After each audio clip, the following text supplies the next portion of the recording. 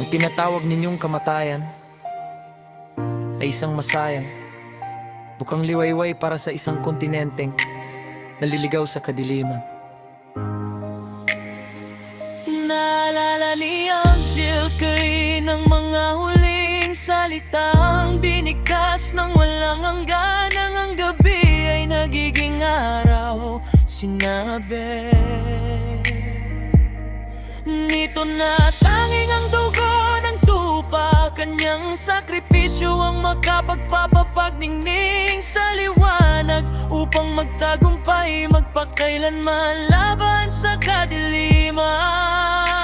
Mayamot, ikinuyom ni Cain ang kanyang ulo, determinado na hindi susundan siya sa direksyong ito. Nanginginig na harap na ngayon si Cain sa isang mabigat na pasya na magbabago sa takbo ng kanyang buhay at sa mga taong susunod sa kanya. Walang imikap ng hangat talay na natiling nakaluhod sa paanan ng anghel, habang isang mabangis na laban na nagbaganap sa kanyang puso. Mula pagkabata ay kinailan siya ng isang ideal, naglalakbay patungo sa isang paraiso na inakala niyang masasakop sa pamamagitan ng lakas. Ngayon itinuturo sa kanya ng anghel ang isang landas na salungat sa pag-ibig at sakripisyo, ang itinuro ng kanyang mga magulang at ng may likha.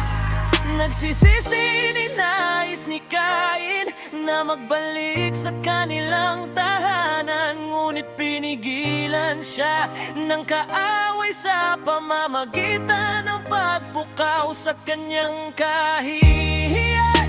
Paano niya haharapin ang kanyang pamilya na kanyang pinangakuan ng tagumpay dahil sa kanyang lakas kung magbabalik na walang dala-dala?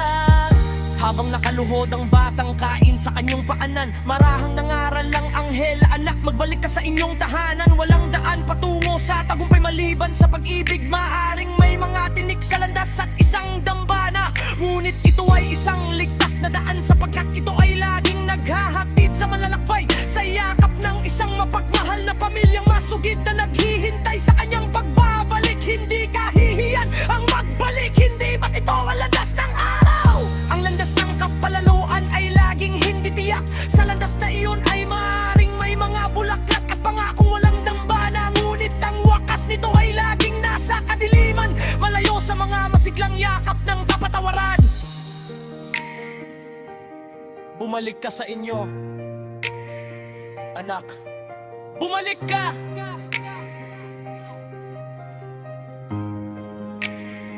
Sa pamamagitan ng kaniyang mapagmahal na payo, sa wakas ay nahimok ng anghel si Cain. Nagpasya siyang sundin ang landas ng pag-ibig at bawiin ang mga hakbang na kanyang tinahak dahil sa kanyang pagiging makasarili. Ngayon, naghihintay siya sa araw upang mapakumbabang sumunod dito patungo sa dambana. Hindi na ito nagsasalita sa kanya ng pagkatalo, kundi ng tagumpay laban sa kamatayan. Sa malayong burol, naroon ang kanyang pamilya na walang tigil na nagdarasal para kay Cain sa kanilang pagmamahal. Hindi nila maiwasang lumayo sa dambanang iyon, pinagmumulan ng mga luha at dugo. Duwa